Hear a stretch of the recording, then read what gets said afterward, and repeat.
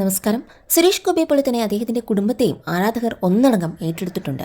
ഇപ്പോൾ അദ്ദേഹത്തിന്റെ മകൻ മാധവ് സുരേഷാണ് പുതിയ സിനിമയിൽ തിറങ്ങി നായകനായി എത്തുന്നതും.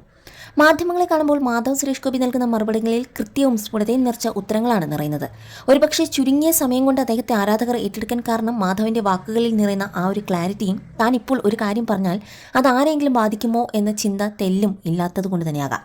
മുഖം നോക്കാതെ മറുപടി പറയുന്നത് കൊണ്ടാകണം നാളിതുവരെ മാധവ് സോഷ്യൽ മീഡിയയിൽ വളരെ ഹേറ്റേഴ്സിനെയും സമ്പാദിച്ചിട്ടുണ്ട്. ഇക്കഴിഞ്ഞ ദിവസമാണ് അച്ഛൻ്റെ സമ്പാദ്യം കണ്ടിട്ടല്ല താൻ 68 ലക്ഷത്തിൻ്റെ വണ്ടി എടുത്ത് എന്നും ലോൺ എടുത്തിട്ടാണ് വണ്ടി വാങ്ങിയതെന്നും മാധവ് പറഞ്ഞത്. എന്നാൽ ഇതിനെതിരെയും ഒരുപറ്റം ആളുകൾ മാധവിനെ വളഞ്ഞിട്ട് ആക്രമിച്ചു. പക്ഷെ മാധവ് പറയുന്നതിൽ വളരെ സത്യസന്ധമായ ഒരു കാര്യമുണ്ട്. അച്ഛൻ്റെ സമ്പാദ്യത്തിൽ നിന്നും നേടാതെ താൻ ഒരു ജോലിയെടുത്ത് ആ കടം വീട്ടും എന്ന് പറയുന്ന മാധവിൻ്റെ ആത്മവിശ്വാസം നിറച്ച വാക്കുകൾ വളച്ചൊടിക്കേണ്ടതില്ല. കാരണം ഈ പറയുന്ന സുരേഷ് ഗോപിക്കും ലോണുണ്ട്.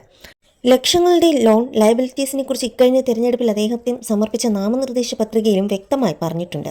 സ്ഥാപന ജംഗമ വസ്തുക്കൾ ഉൾപ്പെടെ 12 കോടിയിലധികം രൂപയുടെ ആസ്തിയാണ് തന്റെ നാമനിർദ്ദേശക പത്രികയിൽ സുരേഷ് ഗോപി സമർപ്പിച്ചത്. 2023-24 സാമ്പത്തിക വർഷത്തിൽ 4,39,68,960 രൂപയുടെ വരുമാനം ഉണ്ടെന്നാണ് കഴിഞ്ഞ വർഷം ഏപ്രിൽ 2 സമർപ്പിച്ച നാമനിർദ്ദേശക പത്രികയ്ക്കൊപ്പം സമർപ്പിച്ച സത്യവാങ്മൂലത്തിൽ പറയുന്നത്. 8 വാഹനങ്ങളും 1025 ഗ്രാം സ്വർണവും ഉൾപ്പെടെ അദ്ദേഹത്തിന്റെ ജംഗമാസ്തികൾ 4 കോടി രൂപയിൽ കൂടുതലാണ്. 2 കൃഷിഭൂമി, 7 കാർഷികേതര ഭൂമി, 7 റെസിഡൻഷ്യൽ ബിൽഡിംഗുകൾ എന്നിവ ഉൾപ്പെടുന്ന അദ്ദേഹത്തിന്റെ ആസ്തി നിലവിൽ ആകെ 8,53,37,943 രൂപ വിലമതിക്കുന്നതാണെന്നും സത്യവാങ്മൂലത്തിൽ പറയുന്നു. ബാങ്ക് വാഹന വായ്പകൾ ഉൾപ്പെടെ ഏകദേശം 61 ലക്ഷം രൂപയുടെ കടബാധ്യതകളും അദ്ദേഹത്തിനുണ്ട്.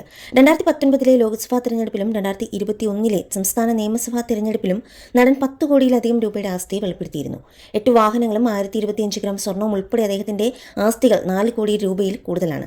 2 കൃഷിഭൂമി, അതുപോലെ 7 കാർഷികേതര ഭൂമി, 7 റെസിഡൻഷ്യൽ കെട്ടിടങ്ങൾ എന്നിവ ഉൾപ്പെടുന്ന നടന്റെ ആസ്തി നിലവിൽ 8,59,37,943 രൂപ വിലമതിക്കുന്നതാണെന്ന് സത്യവാങ്മൂലത്തിൽ പറയുന്നു.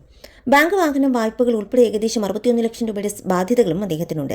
2019 ലോക്സഭാ തിരഞ്ഞെടുപ്പിലും 2021 സംസ്ഥാന നിയമസഭാ തിരഞ്ഞെടുപ്പിലും നടൻ 10 കോടിയിലധികം രൂപയുടെ ആസ്തി വെളിപ്പെടുത്തിയിരുന്നു. അതുകൊണ്ട് തന്നെ മകൻ ഇത്തരമൊരു തീരുമാനം എടുക്കുമ്പോൾ അത് തെറ്റില്ല എന്നും സുരേഷ് ഗോപിയുടെ ആരാധകർ പറയുന്നുണ്ട്.